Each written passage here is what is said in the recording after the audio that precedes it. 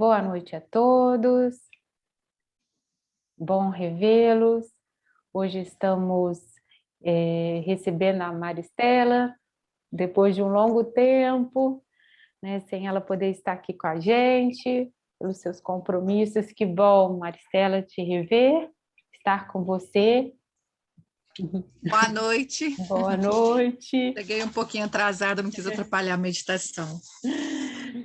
E hoje o nosso estudo, então, vai ser conduzido pelo irmão Sandro, e os capítulos são 4 e o 5. O número 4, o capítulo 4, é sobre o segundo raio, e o 5º sobre o terceiro raio. Então, Sandro, muito obrigada. Então, a palavra está com você. Obrigada. E se você precisar, eu abro aqui o livro, tá? E compartilho na tela. Tá. Boa noite a todos, então sejam bem-vindos. Raquel, como são 7 raios e há essa tabela grande aí que faz uma comparação deles todos, eu imagino que a gente deva deixar as comparações mais para o final do estudo, né? Vamos focar hoje no segundo e no terceiro raio, né?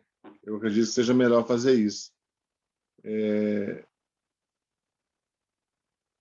Nesse sentido, pode, se você quiser projetar o livro, capítulo 2.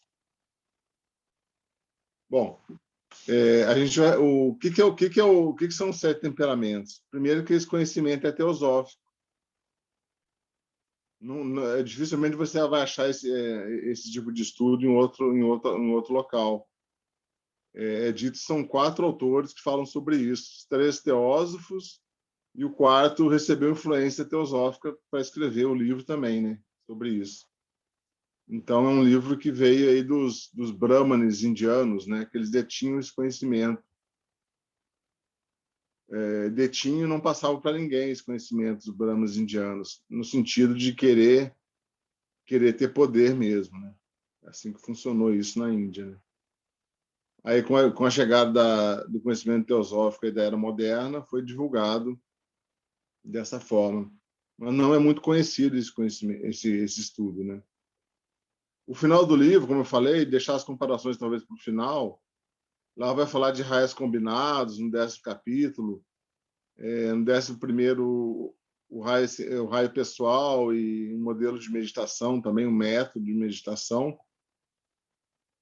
E então a gente foca hoje aí no capítulo, no segundo e no terceiro raio, né? Deixa eu ver se faltou alguma coisa aqui para o início.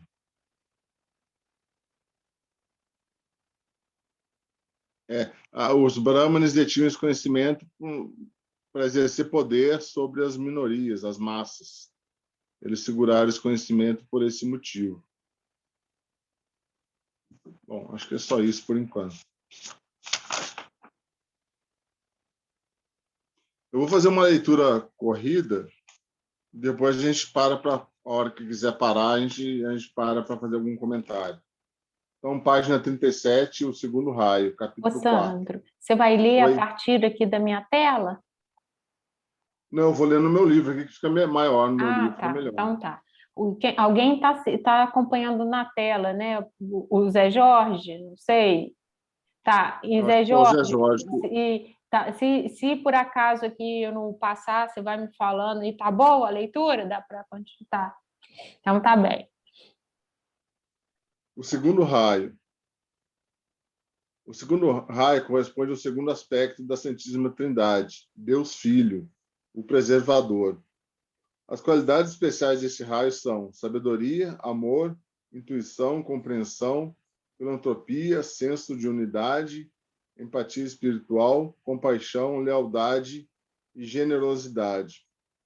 É o tipo de homem sábio, filantropo, reformador, professor, inspirador, humanitário, curador e servidor da humanidade, imbuído de um amor universal que muitas vezes transborda para os reinos inferiores da natureza. Eu optei também pela leitura, que são muitas informações, né? Então meio que não é refletivo, não é um estudo de tanta reflexão, mas de informações, né? Froebel, o grande educador e formador do século passado, que criou a palavra jardim de infância, assim como Madame Montessori, constituem esplêndidos exemplos de educadores de segundo raio, apesar de que ambos também apresentam as qualidades de outros raios, em grau bastante elevado. O ideal do homem de segundo raio é o amor impessoal e universal, baseado no reconhecimento da unidade da vida. Quando altamente evoluído, ele é intuitivo e aspira a irradiar sobre o mundo a sabedoria e o amor, sem pensar em compensação ou recompensa, com o objetivo de elevar e inspirar a todos os que forem atingidos. Também procura desenvolver, no mais alto grau, como poderes positivos, o espírito de serviço e as qualidades de pureza, requinte, gentileza, ternura, caridade, boa vontade, benevolência, harmonia e proteção. Então, só para a gente já fazer uma pequena comparação com o raio da semana passada, que é o primeiro raio do poder, da vontade, da liderança, né? Que é regido pelo, digamos assim, pelo governador, né? Aquele impetuoso que vai colocar a sua ação a qualquer preço, né? Aqui já é diferente, aqui já é o professor, mas não o professor ligado à remuneração, apenas à remuneração. Ele é ligado a querer que a humanidade, o aluno dele, realmente compreenda a lição, né? A preocupação dele é saber se esse aprendiz realmente assimilou o conhecimento que foi passado. A lealdade, tanto na amizade como no amor, é uma de suas maiores virtudes. A amizade é uma verdadeira religião. É a lealdade sua mais alta expressão, especialmente diante do fracasso e da deslealdade. A frase: o amor não é amor quando se altera ao encontrar modificações, expressa parcialmente o ideal de amor do segundo raio. Então ele vai na busca desse amor profundo, o amor universal, né? Não só uma teoria de amor ou um conceito mais restrito. Para o homem do segundo raio, Deus é o princípio da sabedoria, do amor universal, irradiador e do autossacrifício, sendo o ato da criação divina um contínuo, voluntário e sacramental sacrifício, do qual o Criador perpetuamente entrega a sua vida, para que todos possam viver. É levado em consideração toda conduta e realização, na medida em que o homem apresentar essas qualidades e nelas basear-se. É capaz até de perdoar uma conduta má, que tenha sido motivada pelo amor. Isso está bem enunciado nas seguintes palavras. Isso. Aqueles que trilham. Aí, Raquel. Aqueles que trilham o amor podem se afastar, mas Deus sempre os trará para um lugar onde estão os abençoados.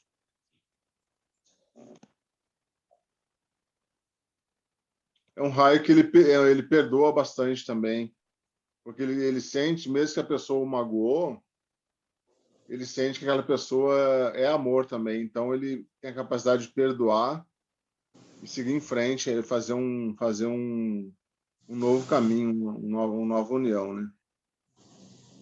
Na verdade, quando bastante desenvolvido, ele é sempre capaz de amar e, consequentemente, perdoar o pecador, mesmo quando está denunciando e combatendo o pecado. Para esse tipo de raio, os maiores males são o ódio, o isolamento, o egoísmo, a crueldade e a deslealdade. O impulso natural é o de salvar, ensinar, servir, curar, compartilhar, dar felicidade, criar e manter a harmonia. Para as pessoas do segundo raio, a mais alta conquista é a completa realização da unidade e de sua expressão no comportamento. Ampliar o alcance de tal realização e expressão constitui sua preocupação suprema. Também aspiram difundir com sucesso a sabedoria, a fim de iluminar os outros internamente. Então, a pessoa de segundo raio, para ela tem a certeza absoluta que a unidade se realizará, né? Apesar dos percalços da vida, ela entende no todo que essa unidade um dia acontecerá. Então, ela continua fazendo o seu trabalho de educador, de professor, né? De querer transformar a vida daquela outra pessoa, do aluno, do amigo, etc. O homem do segundo raio não procura suplantar ou esmagar os seus inimigos, utilizando a superioridade da força. Sempre que possível, prefere dissipar sua inimizade, com a qual sofre intensamente, substituindo-a pela cooperação, conquistar sua simpatia e transformá-los em amigos. Ao defrontar a inimizade da obstrução, ele exercita a intuição e a percepção internas, procurando a autoiluminação, ou seja, ele se utiliza da intuição para resolver essas questões. Como que uma desavença com alguém, como que ele vai superá-la? Então, ele intui como fazer e vai lá e faz. A não resistência e oferecer... Ao defrontar a inimizade da obstrução, ele exercita a intuição e percepção internas, repetindo, procurando a autoiluminação. A não resistência e oferecer a outra face são atitudes naturais. Para ele, seu método de combate é mais o de lutar com o adversário do que o de esmagá-lo. Também está sempre pronto a negociar e prefere um acordo a uma solução imposta. Como professor, ele gratuitamente oferece todo o conhecimento que possa ser útil, acentua o valor da autoiluminação interior, incentiva o uso da intuição e outorga a felicidade. Estou lembrando aqui que o Edmar falou conosco terça-feira passada, tem a ver um pouco com esse segundo raio. O detentor da chama, do conhecimento, o segundo raio, ele quer passar essa chama para os outros. Ele não quer segurar para ele de forma alguma, né? Ele quer que o outro também se ilumine. A qualificação, a natureza pessoal e a motivação de um professor são consideradas muito importantes e a escolha dessa profissão deve ser considerada mais como uma verdadeira vocação do que somente como um meio de vida. Ele adverte quanto a confundir a educação com treinamento, onde são enfatizados a memória e a imitação. Então, ele separa aí a educação real com o treinamento. Procura constantemente... É o que a gente fala um pouco aqui em teosofia. Parece que o treinamento, que você usa a memória para aprender aquilo, você vai depender muito da sua mente para guardar a informação. Já que ele fala que na educação, a educação é a intuição. É um pouco o que eu percebo aqui nessas palavras no livro. Você vai agir usando a intuição ao invés do que você foi treinado e guardou na mente. Porque, como já foi falado por aí, a mente mente e esquece também, né? Só desligar o negócio aqui. Opa.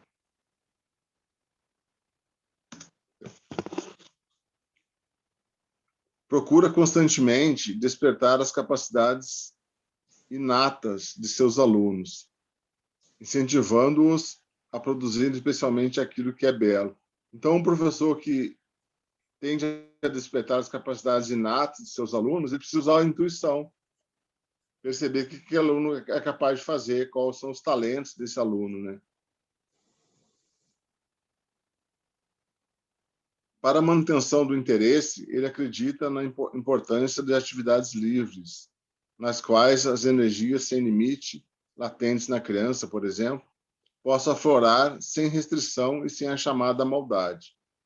A integração psicológica é considerada como uma parte essencial do processo educativo. As seguintes definições das funções educativas exemplificam as características do segundo raio. Diz Spencer, para uma vida perfeita. Uma vida perfeita praticamente é a unidade, né? Voltar a ser tudo uno. Aristóteles, para a felicidade e proveito de todos. É o professor não guardando para ele, passando para os alunos e beneficiando os alunos. Ruskin. A educação não é ensinar às pessoas aquilo que desconhecem, mas ensinar-lhes a comportarem-se da maneira como não se comportam. Tennyson. Autorreverência, autoconhecimento, autocontrole. Essas três, por si só, conduzem a vida ao poder soberano, o Enone. Algum comentário até agora? Alguém quer falar alguma coisa sobre esse raio? Alguém se identifica com ele ou não? Eu não quero falar, não, eu estou só achando bem bonito. Eu gosto bastante. Meu acho que está por aí, ou 6, né? Luciana. Só lembro do Sócrates. Nossa. O Sócrates é do terceiro raio. Então, mas quando ele ia passar o conhecimento dele naquela época, muitos eram professores, né, que vendiam, entende, o que ele sabia. O Sócrates se negava, né? Ele sabia para quem passar a linguagem. Então, fica martelando na cabeça. É interessante que esse segundo raio, ele busca pelo conhecimento para ensinar. Então, por isso que o professor ele se encaixa bem nesse segundo raio. Já o terceiro raio, que é o filósofo, ele busca sim o conhecimento, mas ele busca o conhecimento para si, porque ele se faz bastante pergunta, quer saber muito de onde vim, para onde vou, o que eu estou fazendo aqui, ele quer entender. Então, essa dinâmica, ele não está preocupado muito assim, ele faz mais essas perguntas questionadoras. Mas o segundo raio, não. O segundo raio, ele vai pela compaixão, ele quer ajudar o próximo. Esse é um grande foco desse segundo raio. E também está incluído aí, por exemplo, Madre Teresa de Calcutá está no segundo raio. É muito interessante isso, porque aqui também estão as freiras, as missionárias, também que têm esse objetivo de ajudar. Então, todos vão também muito pela área da educação também, né? Uma enfermeira também faz parte desse raio. É interessante, né, que cada raio tem uma peculiaridadezinha. E esse daí pega bem no viés da educação, né?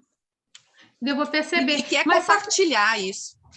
Mas dá para agora você esmiuçou, ficou bem melhor de compreender. Sabe por quê, Maristela? Os filósofos, os profundos mesmo, eles tinham cuidado para quem passar o conhecimento verdadeiro. Então, não era um conhecimento que se passava, entendeu? Para quem chegou, eu quero, entendeu? A pessoa tem que ser digna, merecedora. Então, eles sabem ter esse olhar atento para saber que nível também cada um está. Porque não é um conhecimento, ele vai além desse conhecimento aqui da compaixão. Ele é um conhecimento eles profundo, buscam ele muito, é um conhecimento de mestre mesmo. O terceiro raio, que é o da filosofia, eles buscam muito para expandir a consciência. E é o que eles faziam. Por eles ficarem indagando, ele queria que você buscasse as respostas, expandisse a sua consciência. Ele levava a essas provocações, era o tempo todo tendo essas provocações. Mas aí difere, por isso que os filósofos estão no terceiro raio, diferente do segundo raio. O segundo raio, a professora, ela tem aquele aluno e ela quer mastigar tudo para ele, ela quer que ele entenda, que ele aprenda, entendeu? É diferente. Sim. Tem uma pegada por diferente. Isso que a frase, né, do Sócrates, ninguém você não vai conseguir dar à luz uma mulher se ela não estiver grávida, né? Então, primeiro, ele tinha esse cuidado em passar o conhecimento, né? Deu para assim, ter deu para perceber bem melhor, tá? Obrigada. Tanto é que o budismo, o budismo está nesse segundo raio também, por ele estar ligado a essa compaixão, entendeu? É a busca por esse conhecimento, mas é dessa forma. Você vê que naquele papelzinho que vem no livro, o budismo ele está na religião aí que ele se refere, está ligado a esse segundo raio. Essa frase que eu estou destacando aqui, tá vendo? Vocês conseguem ver essa frase que tem destaque? Ela está falando bem isso daí que a Maristela falou. né? Como professor, ele gratuitamente oferece todo o conhecimento que possa ser útil e acentua o valor da autoiluminação interior. Eu não tinha lido essa página ainda, então foi ótimo. Tá vendo como que é bom participar? Lembrando também que assim, não tem raio melhor que o outro. Todos têm coisas positivas e todos têm coisas negativas. Por exemplo, um assassino cruel, ele pode estar no mesmo raio que um santo. Isso acontece. Já ouvi falar algo Então, assim. não tem melhor e pior. Todos têm suas vantagens e algumas desvantagens também. Todos nós nascemos com um raio, né? Um predominante, vamos dizer assim. Mas é interessante que cada raio tem as suas características básicas e tem as virtudes relacionadas. Eu estava vendo que um mestre, aquele que se ilumina, ele tem todas as virtudes de todos os raios. Interessante isso, né? Que não é só, Jesus está só no 6º raio, não. O mestre ele passou a adquirir todas aquelas virtudes. A gente parece que fica assim, pega um pouquinho aqui, um pouquinho ali, né? As pessoas comuns, né? Dá uma penduradinha em cada. Mas é interessante esses 7 temperamentos humanos, que ele serve como um método de autodescobrimento para nós, né? Que a gente vai vendo, e quando a gente se identifica com algum raio, a gente vai vendo assim as virtudes que eles têm para a gente trabalhar na gente aquilo, né? A gente pega os defeitos é lógico que no nível de evolução que nós estamos, a gente se identifica mais pelos defeitos. Porque a gente vai, quando colocou, eu vi aqui, por exemplo, o raio da ciência, assim, eu me identifiquei bem, entendeu? Que é um foco de ser muito curiosa que eu tenho, assim. Mas a gente vai vendo, vai tendo essas pegadas, mas talvez a gente não se identifique com um só, tem vários, né? Um pouquinho daqui, um pouquinho dali. Que também, gente, vamos combinar, a gente não se autoconhece, né? Como diz a Joana, a gente tem que decifrar nós mesmos. Isso aí é a grande tarefa que a gente tem que fazer. É muito difícil a gente falar, eu sou isso. A gente pode se confundir muito nisso aí mesmo. Eu penso assim, não sei se eu estou errado. Parece que são 2, né, que a gente se identifica mais, né? Um principal e talvez um secundário. Eu vou falar mais no final, eles são interligados também. Vou falar isso depois. Bom, vou seguir mais um pouquinho aqui na página 41. A esses ideais educativos ainda pode ser acrescentado ajudar o eu interno a conseguir uma completa autoexpressão, formar cidadãos esclarecidos, produzir trabalhadores para a prosperidade do mundo, servidores inteligentes de seus semelhantes. Bem interessante isso. Na Inglaterra, a Escola da Harmonia desenvolve perfeitamente um dos métodos típicos do ensino do 2º raio. Nessa escola, durante o curso, cada criança tem um dia de cegueira, um dia de invalidez, um dia de surdez e um dia de mudez. Na noite antecedente ao dia da cegueira, seus olhos são vendados.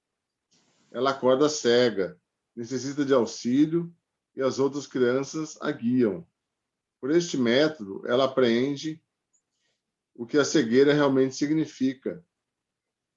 Também aquelas que ajudam e que já foram cegas estão aptas a guiarem e dirigirem a cega com compreensão. Bonito esse exemplo, né? A apoteose para o homem do 2º raio é a onipresença, que significa estar conscientemente auto-identificado com a vida divina, em toda a natureza, em todos os seres, e assim estar misticamente presente em qualquer lugar em que esta vida se manifeste. O Cristo e o Senhor Buda são os grandes exemplos desta perfeição retratada nas palavras do Cristo. Tudo que fizerdes ao menor dos meus irmãos, a mim o fareis. Eu nunca te condenarei. Aquele dentre vós que estiver sem pecado, que atire a primeira pedra. Quando 2 ou 3 estiverem reunidos em meu nome, eu estarei em meio deles. Ama o teu inimigo. Fazei o bem àqueles que vos insultarem. Pai, perdoai-lhes, porque não sabem o que fazem. Se o teu inimigo tiver fome, dá-lhe o pão. Você veja que as frases é de união, né? Vai levar todo mundo junto. O segundo raio ele não consegue caminhar sozinho por ele mesmo, no sentido de egoísmo, né? Pode ter egoísmo sim, mas ele gosta da coletividade. Ele trabalha em equipe e quer levar todo mundo a um local bom e sagrado.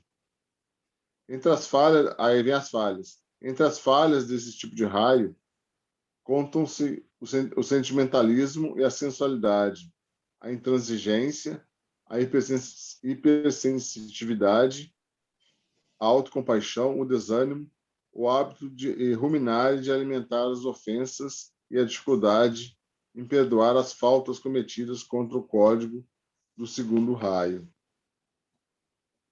Mesmo porque, pessoal, a pessoa do segundo raio, lidando com outras pessoas de outros raios, tem uma certa dificuldade, né? Porque é muito diferente o jeito de agir dos outros raios em relação a esse. O discernimento é muitas vezes prejudicado pelas emoções, especialmente aquelas de compaixão e de amor. A qualidade de compaixão, que é característica desse raio, é bem demonstrada nas palavras de uma menina que apelava para a clemência de sua mãe, quando sua irmã mais velha estava sendo severamente castigada. Mamãe, por favor, não fique zangada com a Maria, pois isso entristece o ambiente. Você vê a solução que a menina de segundo raio está dando para que toda a casa, o ambiente, não é só para ela aquilo ali, para ela ficar bem. É para todos ficar bem, o ambiente todo. As pessoas do segundo raio são inclinadas à impraticabilidade e a sacrificar-se pelos outros, muitas vezes minando-lhes a autoconfiança e aumentando o egoísmo daqueles em favor dos quais são feitos tais sacrifícios. São inclinadas a exagerar o lado idealista do seu trabalho, em detrimento da necessidade de uma perfeição equivalente na sua execução. O maior sofrimento pode decorrer de decepção amorosa, discordância com pessoas e amigos mais chegados, quebra da fé e confiança, mau juízo, frieza, isolamento e exclusão, solidão e abandono. É nesse sentido que eu falo que essa pessoa do segundo raio, ela não compreende muito como o outro raio funciona, né? É muito diferente dela, né? Já que ela é toda compaixão, amor, quer que todos funcionem bem, e o mundo real, o mundo ilusório não é assim, né? Ele é atrativo, tem muita confusão, esse tipo de coisa. E para a pessoa do segundo raio, isso foge da sabedoria e do amor e da compaixão. O princípio do homem do segundo raio é o da sabedoria e da intuição espiritual, ou Budi, o veículo da consciência cristã. As cores são o amarelo dourado e o azul rei. A pedra é a zafira e o símbolo é a cruz latina. Nas artes, a música, com suas harmonias e influências, representa este raio. Como a Marcela falou, o budismo, como seu próprio nome sugere, é predominantemente a religião do segundo raio. Em todas as grandes religiões, os ensinamentos e aspectos doutrinários teológicos, quando a teologia é baseada na verdade, redentores e salvacionistas apresentam a influência do segundo raio. O raio correspondente é o sexto, isso que eu ia falar. Dos 7 raios, imagina os 7 raios descritos, né, de 1 a 7. O quarto raio é o raio do meio. Então, ele não tem correlação com ninguém, que é o artista. Ele não correlaciona com nenhum outro raio, o quarto raio. Só que do quarto raio para o primeiro, tem 3 acima, né? E do quarto raio para baixo, tem 3 também até o sétimo. Então, o primeiro raio vai se relacionar com o sétimo, o segundo com o sexto e o terceiro com o quinto. Tá? Então, o quarto raio está no meio, não correlaciona com nenhum outro, o artista não correlaciona com nenhum outro dos outros raios. E vai ligando o 1 com 7, o 2 com 6 e o 3 com 5. É o que ele vai falar aqui. O raio correspondente é o sexto, então, né?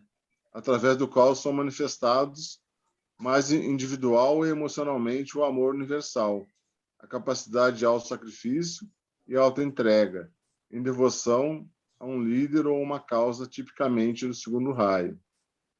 O Senhor Cristo, em sua perfeita sabedoria, seu amor universal e sua ilimitada compaixão, ternura e piedade por todos os seres vivos, especialmente os sofredores. É o grande exemplo das qualidades do segundo raio. Ah, mas espera aí. O Senhor Cristo é segundo raio? Mas está lá que Jesus é sexto. Quem explica? Alguém se candidata a explicar? Como é que é, Sandro? Repete. O Senhor Cristo, em sua perfeita sabedoria, seu amor universal e piedade por todos os seres vivos, especialmente os sofredores, é o grande exemplo das qualidades do segundo raio. Essa correlação... Porque eles são correspondentes, né? Pode ser isso também. Eles se correspondem porque são também... O sexto raio é o devoto, né? Ele está sempre ligado a uma causa e a uma filosofia. Temos exemplos aí também do Francisco de Assis, que também está nesse sexto raio. Então, eles são correspondentes, porque um é amor com paixão, o outro é só devoção. Então, eles se correlacionam. Se eu puder complementar o que eu ouvi. Uma das saídas, uma das respostas é essa, mas tem outras. Então, pode falar. Aí, eu ouvi, né, lá no Osmir Clemente, falando que Jesus é uma pessoa, né, foi uma pessoa, e se tornou Cristo, mas que Cristo, Buda, né, vem do mesmo ponto ali, né, uma pessoa que se tornou Cristo, e que não seria só ele o Cristo, seriam-se vários Cristos, né, os mestres se tornariam Cristo.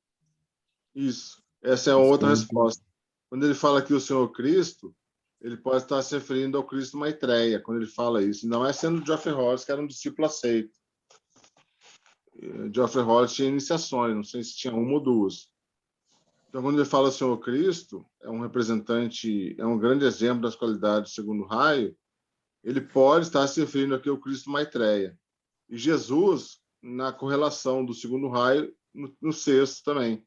Como a Marcela colocou, a correlação aí é a afinidade de interesses de pesquisa e de desenvolvimento, né? O segundo com o sexto raio. E a gente chama esse raio, esse sexto raio, né, de raio da alma, e o segundo como raio da alma, e o sexto como raio da personalidade, né? E o sexto é um reflexo do segundo. Eles trabalham juntos, né? Por isso eles têm toda essa relação. E aí, talvez, quando a gente pega essa folhinha aqui anexa, então dá até para a gente conseguir, pelo menos foi assim que eu fui comparando, né? A gente tem no segundo o amor universal como uma das qualidades. E no sexto, a gente tem internacionalidade única, mas a gente tem ardor, devoção, entusiasmo, parece algo assim, né? Mais para paixão. E nesse segundo a gente tem intuição, filantropia, senso de unidade. Então, assim, parece que é o mesmo em gradações diferentes, né? Parece que a gente está falando da mesma coisa em gradações diferentes. Interessante, Raquel, que você falando isso, eu lembrei que eu vi também numa palestra, ele colocando o símbolo de... Foi o Osmir, a estrela, você viu? Não, foi o Carlos Conte.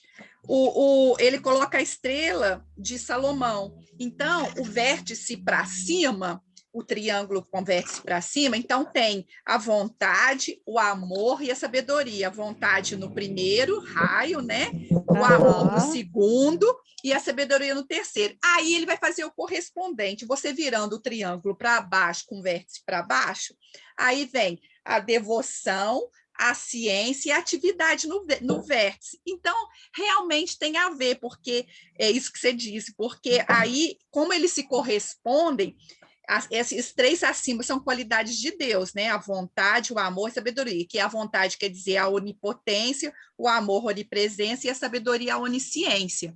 Então, quer dizer, são qualidades mais superiores. E colocando mais para o inferior, que é assim que eu entendi, vem esse lance aí da devoção, da ciência, atividade, que está ligada com isso que você falou, com mais o personalismo, né? Mais nós aqui, assim. Mas eles, sim, quando eles se juntam, eles formam a estrela de Salomão. Quer dizer, se complementam tudo, né? Eu achei isso bonito. Agora que você falou isso, me deu isso aqui. Eu lembrei. Eu fui estudando assim, olhando o segundo com o sexto, o terceiro com o quinto, porque é difícil da gente, né, ter todas essas percepções, ter essa percepção completa, mas quando a gente lê esse quadro, acaba que eles são realmente um reflexo, e dá para a gente entender como o terceiro se realmente corresponde com o quinto. A gente vai lendo e parece realmente Sim. é uma gradação, né? Sim. É isso mesmo. Então tem a ver com esse símbolo aí. E o interessante é que o quarto raio ele fica ali no meio dessa estrela, porque é o que o Sandro falou. Ele não corresponde, ele fica ali circulando entre os raios. É o artista, né, gente? E assim, né? Isso é uma questão de autoconhecimento, né? Como você colocou, né? E é também uma forma da gente aprender sobre a gente, se desenvolver. E talvez uma coisa, Maristela, que você falou aí, e que eu vou falar a partir de uma reflexão que o Osmir Clemente trouxe numa palestra, seguinte, foi até a Senira fez essa pergunta, e eu lembro de ter escutado o Osmir. Ela falou, será que... Bom, nem lembro a pergunta dela, vou colocar já de acordo com o que você trouxe. Um pouco a gente tem também de todos os raios, de alguma lembrança, porque a gente não é a primeira vez que a gente está vivendo, né? Para quem acredita, né, em reencarnação. Então, a gente, em outra vida, a gente pode ter estado dentro de um outro raio, né, com outro raio principal na nossa vida. Então, a gente tem essas memórias, tem essas recordações, isso está impresso. Então, a gente vai trazendo isso. Inclusive, eles fizeram uma pergunta que existe gente que concorda e existe gente que não concorda. Que a pergunta é o seguinte, a gente pode mudar de raio? E aí, o Geoffrey diz que sim, mas não assim, numa próxima encarnação, como você disse, assim, várias reencarnações, numa próxima reencarnação, pode ser que você esteja candidatado para um outro raio, entendeu?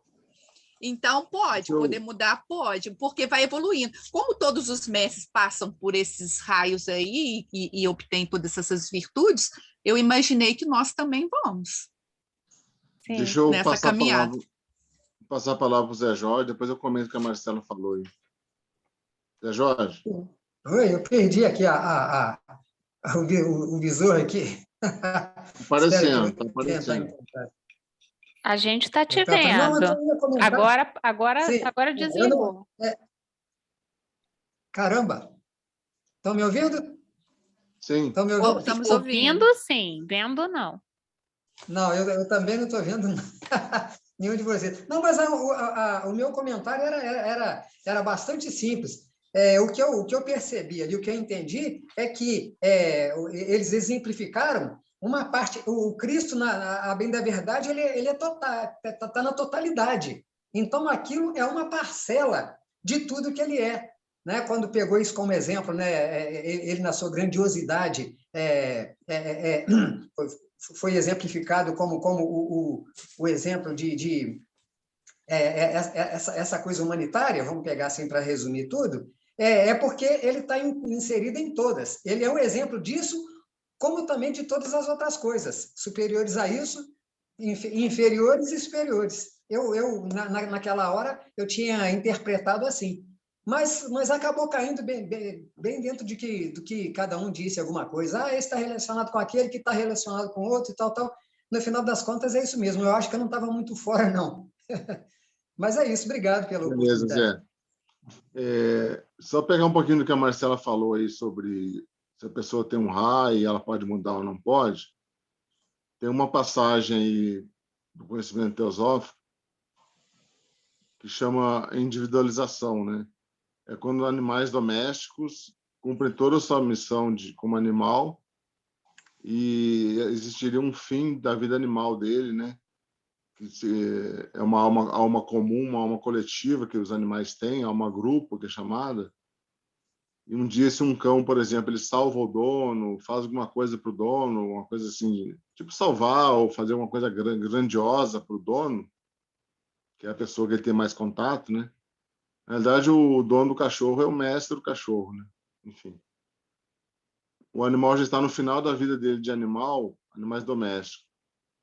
E ele faz isso pelo dono, ele conquista para uma próxima encarnação, a primeira encarnação humana dele, né? É o processo chamado de individualização. Nesse sentido, está no livro dos livros, que é o Manual Básico de Teosofia, né? Que eu chamo de livro dos livros. Tem que passar por esse livro, senão a gente não caminha muito em teosofia. Página 166.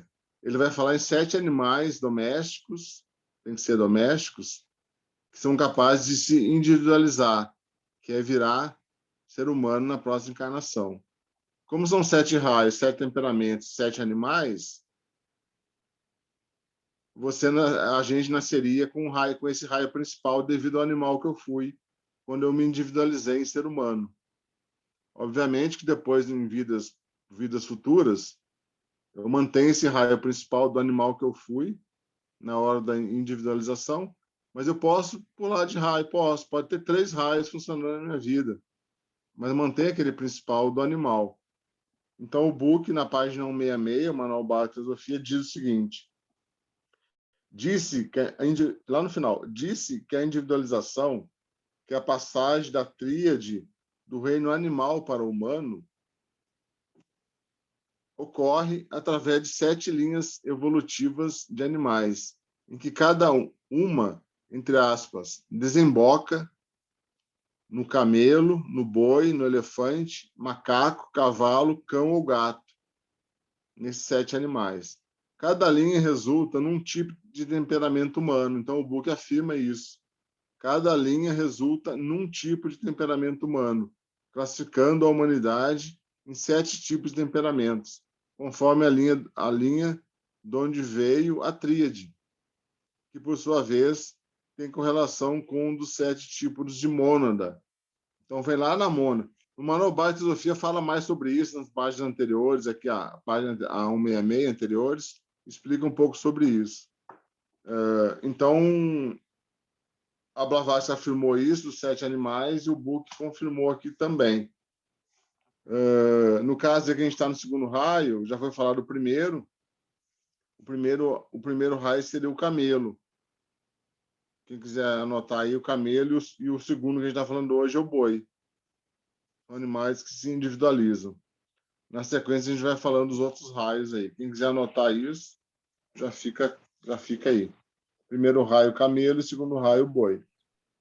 Ó, coitado do boi, né? O churrasco aí é um problema sério. Peraí, você repete para mim, fazendo favor? O primeiro raio é o camelo doméstico, né? E o segundo raio é o boi. E o terceiro, você já pode falar? Pode falar, eu falo depois. O terceiro é o elefante. O filósofo é o elefante. E o quarto? Fala todos aí. Eu quero, de 1 a 7, então. De 1 a 7 na ordem. Anota os 7. Primeiro, camelo, boi, elefante, macaco. Esse macaco é o chimpanzé, tá? Macaco de circo, macaco doméstico. Todos são domésticos. O quarto é o macaco, o quinto é o cavalo, o sexto é o cão e o sétimo é o gato. Sandro. Obrigada. Quando eu ouvi isso aí, a correlação dos raios dos animais, né, com nós, eu às vezes fico pensando, será que essa coisa que a gente tem, tipo, um gosta mais do cachorro, o outro gosta mais do gato, porque assim, será que, entendeu? Que é o raio do gato que eu venho carregando, sabe? Porque pode ter a ver com afinidade, sim, pode ter a ver. Eu vivo pensando porque sempre tem é um serzinho, né? Que na verdade é um bichinho, mas a gente fala um serzinho, que a gente tem aquela afinidade maior com ele, sabe? E que toca assim lá dentro da gente. Eu penso nisso às vezes, assim, e essa coisa minha com gato, de onde vem? Tem pessoas que Todo têm mundo ali. sabe, todo mundo que tem animal doméstico nesse nível aí percebe que só falta o bicho falar, né? Só falta isso. Sim, O sim. resto tudo ele sabe, ele sente. Eu vi uma palestra do Ricardo Lindemann e eu gravei essa mensagem que eu achei maravilhosa. A vida dorme no mineral, sonha no vegetal, tem lampejo de consciência no animal, tá vendo? Só falta falar. Desperta no homem, né? Mas nem todos. E se diviniza nos estágios posteriores ao da nossa condição, da condição humana. Aí já vem Cristo, Buda, né? É o reino Mas super-humano. e o interessante, né, que tem as pedras, né, os elementais que eles têm esse poder curativo sobre nós. Então, as pedras, elas têm. Eu me lembro quando era criança e dava ali entardecer e eu morava na roça, eu adorava sentar em cima das pedras que tinham lá fora. Eu não sabia o que eu estava fazendo, mas olha que legal. Às vezes tinha balde de água lá fora e eu via a lua ali dentro daquele balde de água, eu ficava igual sabe, chamando a minha irmã para ver. Você vê como. E hoje, estudando essas coisas, você vê, era criança, mas ali já tinha algo, sabe, tocando. Imagina, eu estava tomando um banho de lua, mas eu não tinha conhecimento disso. Sentar em cima de uma pedra, plantar um feijãozinho, entendeu? Ficar ali tomando conta dele 2, 3 dias para ver como que ele subia, né? Então, assim, eu fico fazendo essas recordações e fico assim, nossa, parece que foi noutra vida, foi ontem. Eu tenho essas imagens todas, esses cheiros todos assim em mim, sabe? Eu carrego isso o dia todo, assim, caramba, parece que foi ontem, aquelas estrelas, porque não tem interferência de luz, né? Aquelas, como se diz, estrela cadente, eu adorava ficar olhando elas perto das bananeiras ali, sabe? Eu via tudo isso. Ontem. E hoje eu estou aqui na cidade, estou almejando para a cidade, e eu falei assim, caramba, parece outra vida. O ser humano carrega tudo do mineral, tudo do vegetal e tudo do animal, né? Sim, não é lindo isso? Sim, tá tudo interligado. E outra também do trigueirinho, que é muito lindo, gente. Nós, como seres conscientes, né? Hoje nós temos capacidade de saber onde nós estamos, então hoje a gente já tem noção, a ciência, né? Como que a Terra funciona, não assim a nível superior, né? Mas do ponto de vista sutil, saber o que nós estamos fazendo, embora nós fechamos olhos para muitas coisas, e do ponto de vista cosmológico, o que seremos. Então, tá vendo? É uma resposta noutra. Então, assim, você vai fazendo essa analogia e isso vai te dando um esteio, sabe? Um norte. Te tira desse capitalismo. Você precisa sim, eu preciso de uma casa para poder morar, eu preciso de ter coisas, mas não, sabe, essa coisa grotesca, bruta, né? Te faz um ser melhor quando você começa a analisar isso profundamente, com carinho, né? Aí você percebe que você é algo maior, você não se vê mais só, né? Você se vê além disso aí, como Exato. ser espiritual mesmo atuando. Dá para... Quem quiser dar uma olhada em Alma Grupo, é o capítulo 4 do Manual Básico de Teosofia. É um conceito, é um capítulo pequeno, é introdutório, mas depois você procura em outros livros mais coisas. Manual Básico de Teosofia, página 157, Alma Grupo. Fala da Alma Grupo mineral, animal. Eu não tenho esse livro, o Sandro. Eu tenho aqui esse Fundamento de Teosofia, e eu enviei uma vez aí para o Paulo, lembra? da evolução dos animais. Eu gosto muito Sim. dessa parte. E o mais interessante, que é muito nítido aqui o dia que eu li, entendeu? É que os predadores deles somos nós. Exatamente. Por ignorância, a gente faz isso com eles, né? É assim, assustador. Depois eu vou mandar uma fotinha aqui para vocês. Assim, é assustador. E onde vem fazendo também os trabalhos do Mendel junto. Vocês têm que assistir o filme, gente, O Jardineiro de Deus, tá? Beleza. Mais um comentário ou a gente segue em frente aqui? Coloca lá no grupo, ô Lu, essa dica do filme. Tá. Mas eu já havia falado antes. Mas é que se você colocar no grupo, registra, né? Sim. Obrigada. Mais alguém? Jardineiro de Deus.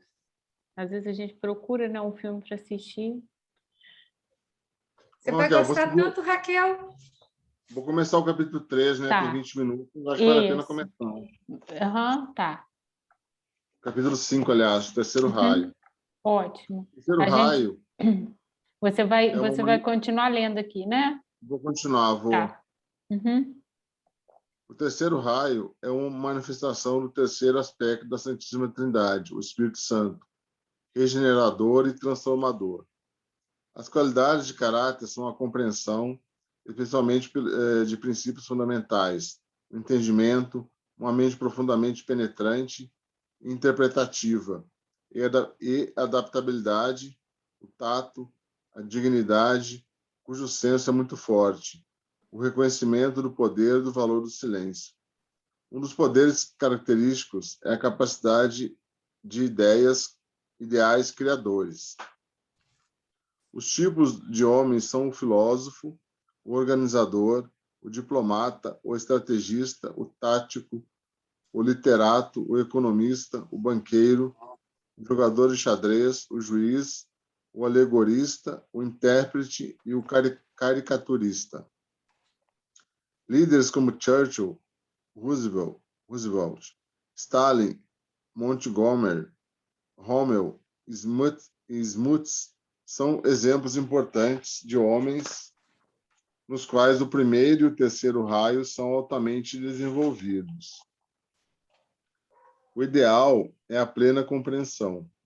Como Deus é considerado principalmente como o princípio da verdade, os maiores males são a mentira, o embotamento intelectual e a falta de compreensão. O impulso motivador é o de agrupar, total e impessoalmente, todos os princípios fundamentais e fatores de um assunto, combinando-os e aplicando-os para a sua perfeita compreensão e execução. A mais alta realização é a percepção completa e perfeita da verdade, e o talento parcialmente resultante de um transbordamento de contemplação. Ao contrário dos dois tipos de primeiro e do segundo raio, o homem do terceiro raio, da mesma maneira como o eremita o faz fisicamente, tem a tendência de afastar-se mentalmente do problema ou do obstáculo, refugiando-se na região do pensamento abstrato, onde então pondera e medita, até que sobrevenha um esclarecimento completo. Obtém, assim, uma compreensão e uma síntese de todos os fatores e, consequentemente, a solução do problema é alcançada. Em sua própria vida, aprende a queimar karma no fogo do conhecimento, descobrindo e aplicando os princípios daquela alquimia espiritual, por meio da qual a adversidade é transformada em felicidade, transmutando em sabedoria e poder tudo o que é básico na natureza humana. Como cientista, seria tanto alquimista como químico, tanto astrólogo como astrônomo, e tanto metafísico como físico e matemático. Atinge os resultados por meio de um pensamento direcionado e sequencial, e de uma perfeição tanto estratégica como tática. Emprega habilmente o método tanto da armadilha quanto da rede, e está pronto a utilizar o meio mais apropriado, mesmo passando por cima de sua inclinação pessoal.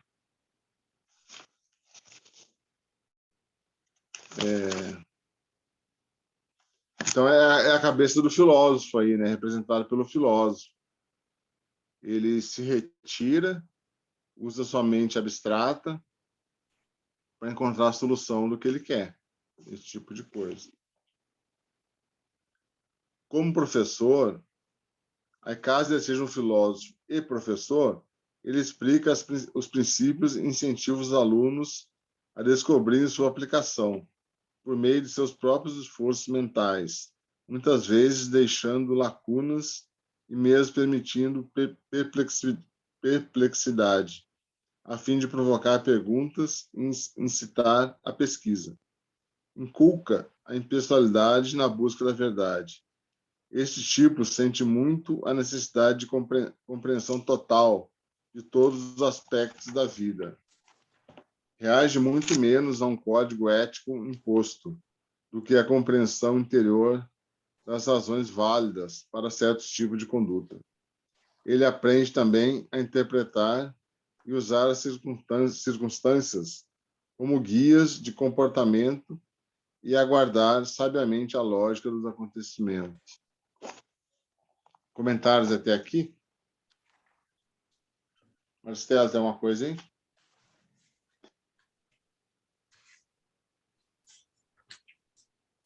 Não, eu me perco, é muita informação aqui.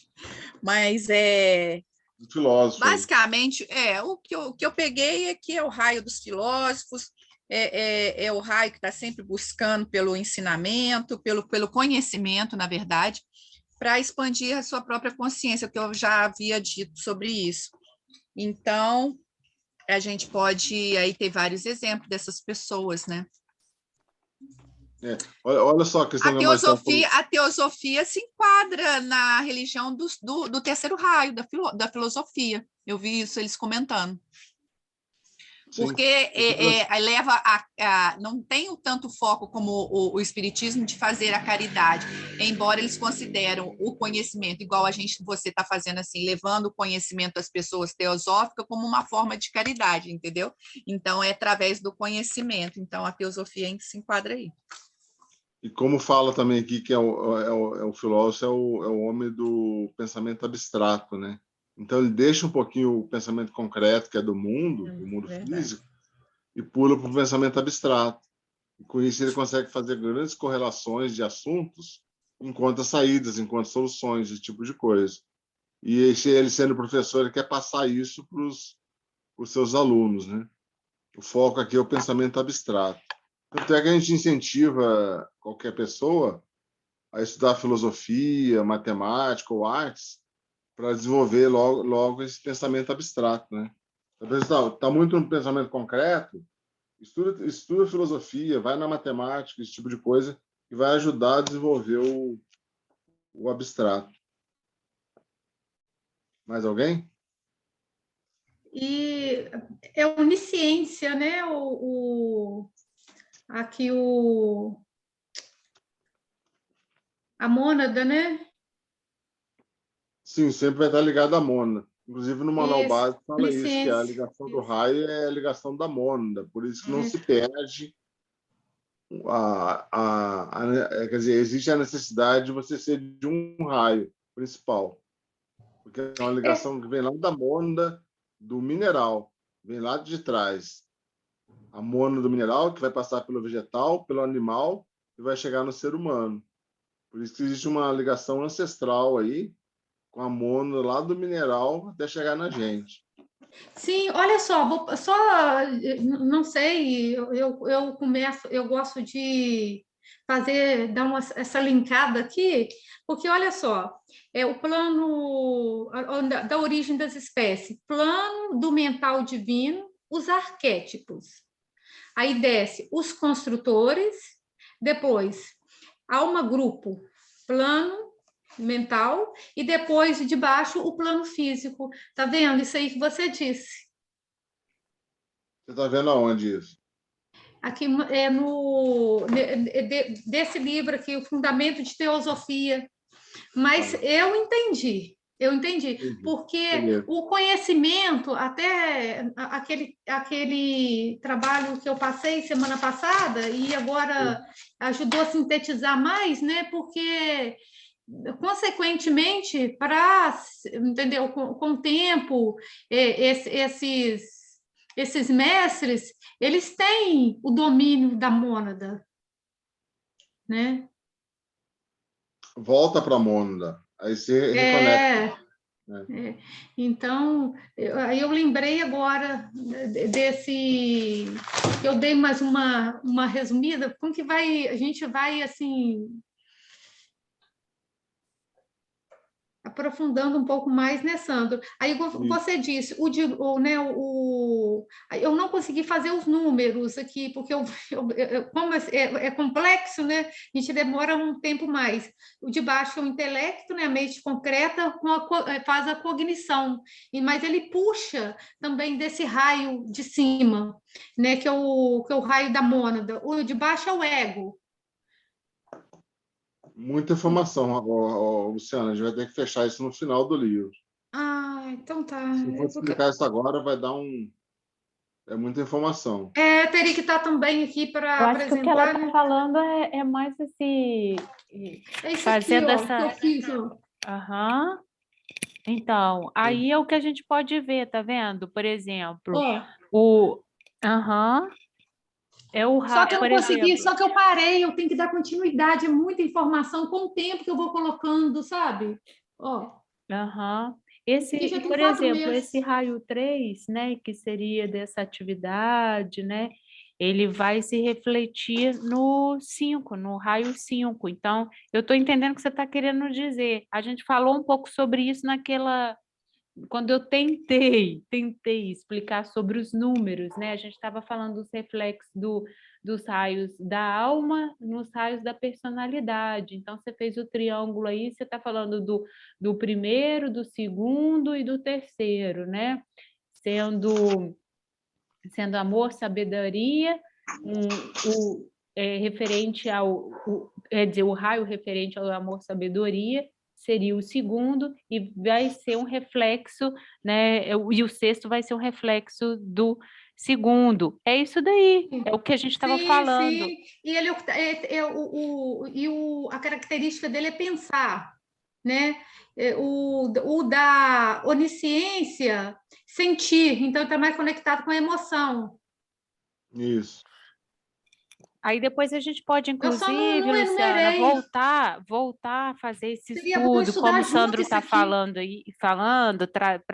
gente pode voltar a trazer, porque realmente é complexo. Então, se a gente conseguir estudar mais a fundo, trazer esse tema que foi do capítulo 2, é muito importante, e é o que você está trazendo. A gente pode depois, com calma, rever, estudar mais, tá? E pode continuar aí se aprofundando, quem sabe depois você traz isso, né, para a gente Isso já aí. mais no final, né? No final a gente pode voltar a estudar essa parte. Então, deixa eu ver aqui, Sandro, acho que você está aqui nessa parte aqui, ó, pode presumir e Aí afirmar? mesmo. Aí Tá. mesmo. Aí Então, mesmo. olha só, a gente tem mais 10 minutinhos, vamos ver onde a gente consegue chegar. Tá, vamos tentar Tá, ver se dá para continuar. eu vou te falar, Sandro, quando faltar uns 2 minutos assim, eu Tá, falo com você, beleza. tá? Pode seguir. Pode-se presumir e afirmar que as qualidades do terceiro raio também foram altamente demonstradas através da habilidade intelectual e da sabedoria empregadas pelo Cristo, quando derrotou aqueles que procuravam confundi-lo, especialmente na questão do pagamento dos dízimos da mulher que tinha sido flagrada em adultério e também no seu silêncio quando acusado. A frase "Dai-me o entendimento que cumprirei a tua lei" expressa perfeitamente o ponto de vista deste raio, cuja apoteose é a onisciência, através da unidade com a mente superior, mente abstrata, né? Entre as falhas desse tipo estão a frieza, o individualismo, o egoísmo, a indecisão, entre muitos pontos de vista, o distanciamento, a intriga, a crueldade, a lentidão em adotar abertamente alguma causa, a falta de apoio numa crise, enganar deliberada e inescrupulosamente, como fez o ministro de propaganda nazista, Goebbels, a falta de sinceridade, a astúcia e excessiva atenção à forma, aos detalhes e ao sistema, a ponto de negligenciar o espírito e as grandes finalidades da vida. Esse parágrafo é interessante, você vê que a pessoa que é de terceiro raio, ela pode estar buscando uma ciência, uma filosofia, né? Buscando algo que seja bom para a humanidade, mas olha a quantidade de coisas que ela carrega. Pontos, intriga, crueldade, lentidão em adotar abertamente alguma causa, falta de apoio numa crise. Quer dizer, carrega o lado ruim também, né? E às vezes a gente não tem paciência de lidar com uma pessoa que é diferente da gente, ou que tem um interesse, a gente não consegue entender por que ela está fazendo uma coisa boa, mas, por outro lado, age de maneira estranha, né? A gente faz o julgamento e não consegue, às vezes, conviver com a pessoa. Mas aqui dá para entender que é da natureza da outra pessoa ser assim mesmo. Inversamente, algumas vezes há uma tendência de viver demasiadamente no âmbito de princípios, planos de longo prazo, esquemas e ideias, tornam-se consequentemente desajustado e fora do mundo. A insinceridade de que são capazes as pessoas do terceiro raio é muito bem descrita nas palavras de um moderno ditador, conforme o Time, de 14 de fevereiro de 49, escreveu. Mais abaixo um pouco, Raquel. As palavras, aí. As palavras de um diplomata não devem ter relação com as suas ações. Ou então, que espécie de diplomata ele é? Boas palavras são máscaras para esconder as más ações. Diplomatas sinceros são tão impossíveis como água seca ou ferro feito de madeira. Diplomatas sinceros não existem, é o que ele está dizendo aqui. Eis o que foi escrito sobre o falecido Marechal de Campos Smuts. Entre aspas, no princípio de seu mandato como primeiro-ministro da União Sul-Africana, o então general Smuts pretendia fazer um discurso no parlamento. Chamou o seu secretário e disse: vá à biblioteca e consiga-me alguns elementos estatísticos para confirmar alguns dos pontos que desejo evidenciar. O secretário voltou 7 horas depois e disse: não há ninguém que possa obter as informações pretendidas em menos de 5 anos. No dia seguinte, o general levantou-se no parlamento e fez um eloquente discurso. Abordou todos os pontos com uma multiplicidade de detalhes estatísticos. Todos ficaram muitíssimo impressionados, mas ninguém tanto quanto o seu secretário. Quando o general voltou ao seu gabinete, o secretário perguntou: onde encontrou todas aquelas maravilhosas estatísticas? E o general Smuts respondeu: bem, você me informou que ninguém poderia compilar tais estatísticas em menos de 5 anos. Assim, fiz uma ligeira estimativa e imaginei que levará pelo menos o mesmo tempo para que alguém possa verificar minhas informações. O cara é um gênio, né? O cara é um gênio. Enfim, o maior sofrimento que pode haver é ser julgado incompetente ou em erro. Estar submerso em escuridão intelectual e derrota. E ser privado de dignidade, incluindo o desmascaramento. O princípio deste homem é o da inteligência abstrata, ou supremo humanas, corpo causal, ou o veículo do ego humano. Ou seja, esse ministro, ele usou a mente abstrata, totalmente usou a mente abstrata. Ele não tinha nenhum dado estatístico, nenhum, mas ele conseguiu compilar de uma maneira nova, que ninguém conhecia. Ele E assim conseguiu surgiu a uma... fake news. Hã? E assim surgiu a fake news.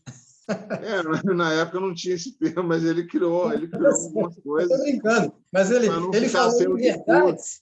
verdades. Ele utilizou de inverdades que certamente na cabeça dele poderiam se tornar concretas, né? Aí eu estou brincando aqui com relação a fake news, mas é por ele ter falado coisas que, a bem da verdade, ainda não existiam, né? Não eram verdades ainda. Mas ele certamente viu possibilidade nisso, né?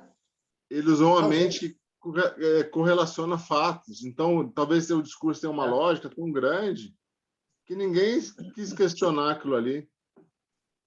Ele se apegou no fato de que ninguém ia estar tão preocupado e só mesmo daqui a muito tempo ia falar, pô, o cara falou isso lá atrás e só agora que está acontecendo? Então ele mentiu antes, ou seja, já tinha passado, o intento dele já tinha sido, ele já tinha conseguido o intento dele, que era fazer um bom discurso e atrair atenção para si, né? Satisfazer a plateia, vamos falar assim.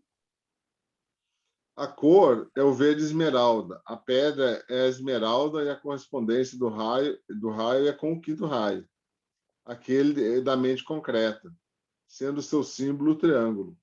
Enquanto o homem do terceiro raio é intelectualmente relacionado com os grandes princípios da vida, com a filosofia e a metafísica, o homem do quinto raio tem mais interesse no conhecimento científico, detalhado, e procura aplicar seus resultados na vida física. Nas artes, a poesia, que é música mental, linguagem perfeita, representa o terceiro raio. A religião caldeia, com sua base, prática astrológica, é predominantemente do terceiro raio. Os aspectos filosóficos e metafísicos de todas as grandes religiões representam a influência do terceiro raio sobre elas.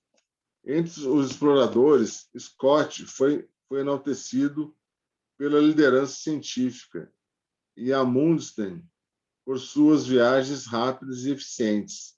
Essas alusões a seus poderes de organização indicam desenvolvimento do terceiro raio. Todos os grandes líderes militares nos dias de hoje devem possuir não somente as qualidades combativas do primeiro raio, como também as habilidades estratégicas e de organização do terceiro. O Marechal de Campo Montgomery demonstrou isso através de seus preparativos cuidadosos e precisos, de sua preocupação em assegurar previamente a disponibilidade de todas as forças e suprimentos necessários para a vitória, incluindo o controle do ar, o estudo minucioso do caráter de seu inimigo durante a campanha do deserto. Ele tinha um retrato de Rommel em sua caravana, de sua presteza em despistar através de dissimulações e, quando necessário, revisar rapidamente todo o esquema, como quando atacou a linha Marette, da localização das divisões apropriadas nos lugares certos e no tempo exato, de sua completa autoconfiança e da aplicação de um golpe mortal com todas as armas disponíveis. Raquel, vou estender 2 minutos só, vou até o final. O lema da família Cavendish, Cavendo Tutus, significando segurança pela precaução, exemplifica o terceiro raio, assim como as seguintes histórias. Um padre católico mostrou uma habilidade tática e uma adaptabilidade rápida, características do terceiro raio, segundo o relato de Paul Marcos. Entre os convidados de um jantar oferecido recentemente por meus pais, estavam presentes um rabino e um padre católico. Quando o grupo sentou-se à mesa, surgiu um daqueles problemas aparentemente insuperáveis. Qual dos dois faria a prece? Todos baixaram as cabeças e tanto minha mãe como meu pai ficaram sem palavras. No auge deste terrível momento, o padre olhou ao redor da mesa e disse: se não se importarem, gostaria de fazer uma prece judaica. Todos balançaram as cabeças, concordando, e o padre então rezou em hebraico.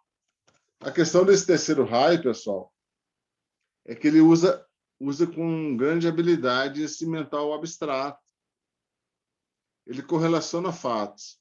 Tanto a história do ministro africano, que inventou uma história estatística para apresentar para os seus ouvintes, como esse padre aqui que resolveu fazer uma oração hebraica, é um feeling que a pessoa tem, uma rapidez mental abstrata, de saber qual a melhor solução. E ele se utiliza disso. Está certo, está errado? Não sei. Ele foi lá e fez. Comentários? A história do padre com a oração hebraica é mais honesta que o ministro, né? Muito boa. Eu adorei, Jorge. Irmão, só lembrando que já estamos a 8h32, a gente faz os comentários e aí, se for o caso, a gente pode voltar também a trazer mais considerações semana que vem, tá? Lu? Okay. Eu acho que foi Salomão, né, naquela que a mulher, né, uma trocou as crianças e ele, para não ter, né, não naquele momento, né, então ele disse, fugiu a cabeça agora, mas é isso aí também. Ele falou que ia cortar a criança no meio e dividir para as duas mães, não é isso? Isso, aí a mãe apareceu, não. A mãe verdadeira falou assim, não precisa cortar. Isso, não me lembro a passagem corretamente, agora me fugiu a memória, mas é isso aí. Aí ele achou a mãe verdadeira, ele achou quem era a mãe verdadeira. A capacidade é uma abstração. Sim. A mente concreta cortaria a criança no meio e entregaria metade para cada mãe. A mente concreta faz isso. A abstrata, não. Ele criou, é muito perspicaz, né? Sim. Se você avaliar vários jogos, assim, jogos de percepções, jogos de inteligência, de perspicácia, são ligados a isso. Até numa guerra, numa briga, você não bate no outro, você ameaça só, né, e vê o que vai dar. A reação do outro é que vai te colocar na briga ou na guerra ou não. Enfim. Vale a pena desenvolver a mente abstrata, vale muito a pena desenvolver a mente abstrata. Ela faz o link entre a mente concreta e o búdico, entre a intuição. Entre a mente concreta e a intuição, existe a mente abstrata. Por isso, quem é muito concreto, muito realista do mundo cotidiano, deveria desenvolver a mente abstrata, para que um dia, ele, devido ao desenvolvimento da mente abstrata, consiga chegar na mente, no búdico ou na intuição. Não dá para pular do concreto para a intuição. É um salto que a natureza não dá, o ser humano não dá esse salto. Ele precisa primeiro chegar um pouco na mente abstrata. Nem poderia, né? Muito. Então, mas dentro dessa lógica, agora eu poderia fazer uma pergunta que fica assim, seria o raciocínio lógico mesmo? O raciocínio lógico é a mente concreta. Então, mas dentro do raciocínio lógico tem o abstrato também envolvido. Eu vejo. Pensa, porque é muito. Ele é muito real. Eu acho que não é só o concreto que abarcaria. Eu vejo de outra maneira, porque é uma dedução, não é uma dedução. Vou deixar uma coisa para você pensar. Pensa nisso. A mente abstrata, ela correlaciona fatos. Ok. Por isso que ele fez essa correlação embasada em algo assim que ele... por isso que se a pessoa não tiver a moral, ela vira um oportunista. Sim, é isso aí. Mas olha só, ele viu que ele poderia falar o que ele quisesse de estatística, e só iam descobrir no mínimo daqui a 5 anos que iam descobrir. Então ele viu que valia a pena fazer. Eu vi uma frase outro dia aqui, por acaso, no WhatsApp, se é mais barato você pagar uma multa por não ter carteira de carro do que tirar a carteira. Sim. É algo parecido. É mais barato eu pagar multa, eu dirigir sem carteira e pagar multa, do que eu ir lá e pagar uma grana alta e tirar a carteira. Então, muitos anos sem carteira e pago a multa. É um oportunismo, sim, Luciano. Também acho que é um oportunismo. E no discurso é usado muito isso, né? O histórico. O histórico. Esqueci o outro e o ideológico. Então, está muito. A pessoa que tem isso bem planejado, desenvolvido, e se ele não tiver um caráter assim muito bem trabalhado, ele vai usar toda essa ferramenta, que é uma ferramenta assim ampla, e aí que vem, né, o pragmatismo. Luciana, é o que mais vê por aí, é o que a gente mais vê por aí. Esses discursos aí negacionistas, né, que é o que mais se vê. E os religiosos também usam muito, tá? Os discursos religiosos. Mas nós estamos entendendo aqui nesse estudo de hoje que é um processo que faz parte, é natural ao ser humano, é natural. Sim. Porque a palavra ela tem um movimento muito grande. Ela tanto ela pode construir como ela pode matar. Ela aniquila mesmo. Quando ela está ali num personagem que ele está sabendo usar o seu momento ali,